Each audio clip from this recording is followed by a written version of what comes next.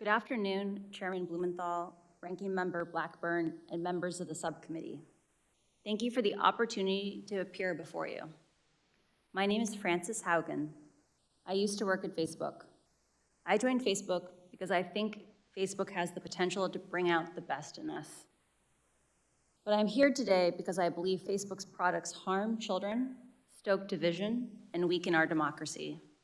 The company's leadership knows how to make Facebook and Instagram safer, but won't make the necessary changes because they have put their astronomical profits before people. Congressional action is needed. They won't solve this crisis without your help. Yesterday, we saw Facebook get taken off the internet. I don't know why it went down, but I know that for more than 5 hours, Facebook wasn't used to deepen divides, destabilize democracies, and make young girls and women feel bad about their bodies. It also means that millions of small businesses weren't able to reach potential customers, and countless photos of new babies weren't joyously celebrated by family and friends around the world. I believe in the potential of Facebook. We can have social media we enjoy that connects us without tearing apart our democracy, putting our children in danger, and sowing ethnic violence around the world. We can do better. I have worked as a product manager at large tech companies since 2006, including Google, Pinterest, Yelp, and Facebook. My job has largely focused on algorithmic products like Google Plus Search and recommendation systems like the one that powers the Facebook newsfeed. Having worked on 4 different types of social networks, I understand how complex and nuanced these problems are. However, the choices being made inside of Facebook are disastrous for our children, for our public safety, for our privacy, and for our democracy. And that is why we must demand Facebook make changes. During my time at Facebook, first working as the lead product manager for civic misinformation, and later on counter-espionage, I saw Facebook repeatedly encounter conflicts between its own profits and our safety. Facebook consistently resolved these conflicts in favor of its own profits. The result has been more division, more harm, more lies, more threats, and more combat. In some cases, this dangerous online talk has led to actual violence that harms and even kills people.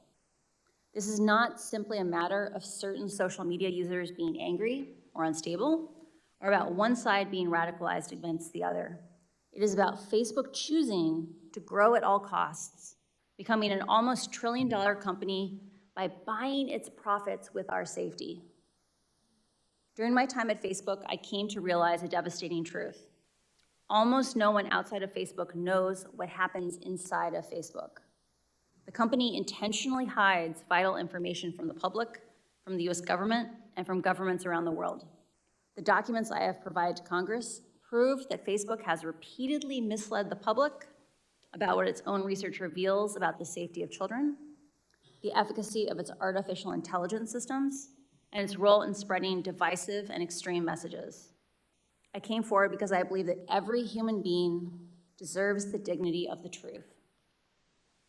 The severity of this crisis demands that we break out of our previous regulatory frames. Facebook wants to trick you into thinking that privacy protections or changes to Section 230 alone will be sufficient. While important, these will not get to the core of the issue, which is that no one truly understands the destructive choices made by Facebook except Facebook. We can afford nothing less than full transparency. As long as Facebook is operating in the shadows, hiding its research from public scrutiny, it is unaccountable. Until the incentives change, Facebook will not change. Left alone, Facebook will continue to make choices that go against the common good, our common good. When we realized big tobacco was hiding the harms it caused, the government took action. When we figured out cars were safer with seatbelts, the government took action. And when our government learned that opioids were taking lives, the government took action. I implore you to do the same here. Today, Facebook shapes our perception of the world by choosing the information we see. Even those who don't use Facebook are impacted by the majority who do. A company with such frightening influence over so many people over their deepest thoughts, feelings, and behavior needs real oversight. But Facebook's closed design means it has no real oversight. Only Facebook knows how it personalizes your feed for you. At other large tech companies like Google, any independent researcher can download from the internet the company's search results and write papers about what they find. And they do. But Facebook hides behind walls that keeps researchers and regulators from understanding the true dynamics of their system. Facebook will tell you privacy means they can't give you data. This is not true. When tobacco companies claimed that filtered cigarettes were safer for consumers, scientists could independently invalidate these marketing messages and confirm that, in fact, they posed a greater threat to human health. The public cannot do the same with Facebook.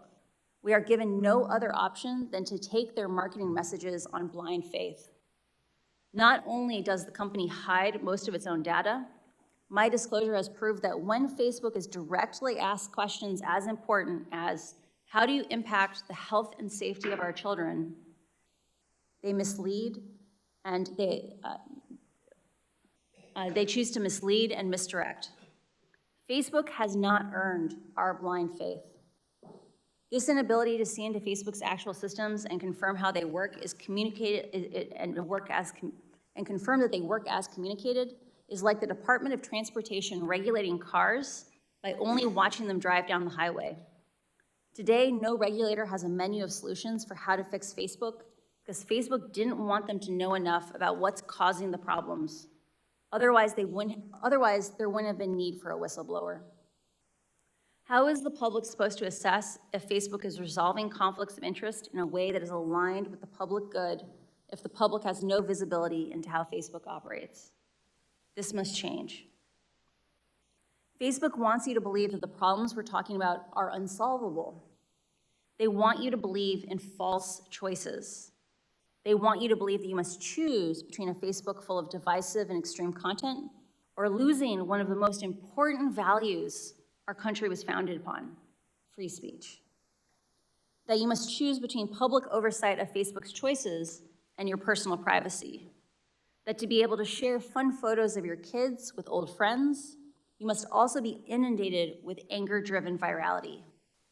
They want you to believe that this is just part of the deal.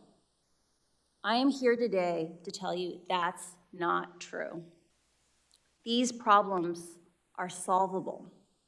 A safer, free speech respecting, more enjoyable social media is possible. But there's one thing that I hope everyone takes away from these disclosures. It is that Facebook can change, but is clearly not going to do so on its own.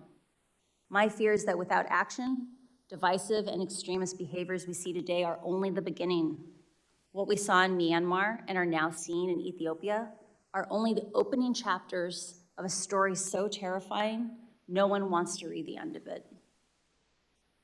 Congress can change the rules that Facebook plays by and stop the many harms it is now causing. We now know the truth about Facebook's destructive impact. I really appreciate the seriousness which the members of Congress and the Securities and Exchange Commission are approaching these issues. I came forward at great personal risk because I believe we still have time to act. But we must act now. I'm asking you, our elected representatives, to act.